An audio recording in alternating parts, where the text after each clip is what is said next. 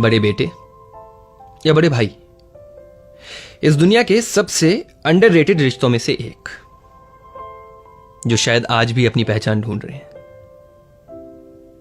बचपन से ही इनको एक लाइन सुनने को मिलती है, तू तो बड़ा है, और बस ये इस लाइन में ही सब समझ जाते हैं।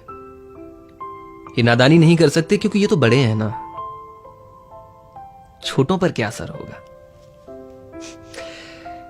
वो एक दोस्त भी था, वो एक भाई भी था। जब जरूरत पड़ी तो वो बाप भी बना। फिर भी जब बात आई घर के बंटवारे की तो सवाल भी उसी पर उठा, और सबका भला बुरा भी उसी ने सुना। और इन्हीं बड़े भाइयों की तरफ से ये पोइट्री की इतने सख्त पैदा नहीं होते हैं। यूं ही नहीं है कि हम किसी बात पर नहीं रोते हैं, जरूरतें बड़ा बना देती हैं समय से पहले, बाकी दिल से शायद हम उम्र भर बच्चे ही रहते हैं। किचन का काम करने से लेकर के खुद के कपड़े भी खुद ही धो लेते हैं, दिखते भले हैं स्ट्रांग, पर कभी कभी हम बड़े बेटे भी रो लेते हैं।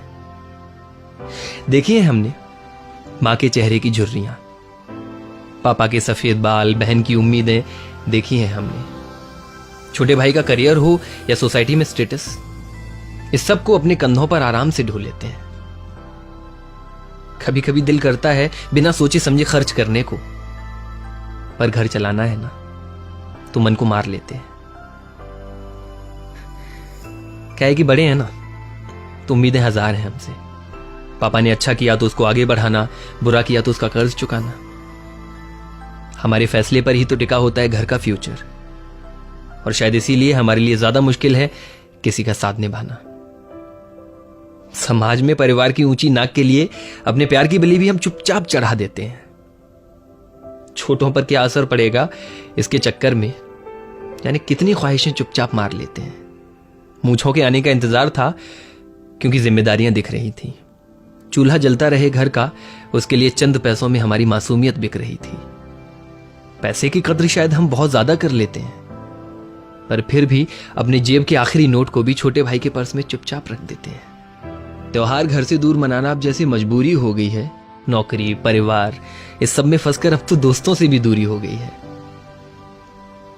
हमारा भी दिल टूटता है, लोग हमें भी रुलाते हैं, पर कभी किसी से जिक्र भी नहीं करते।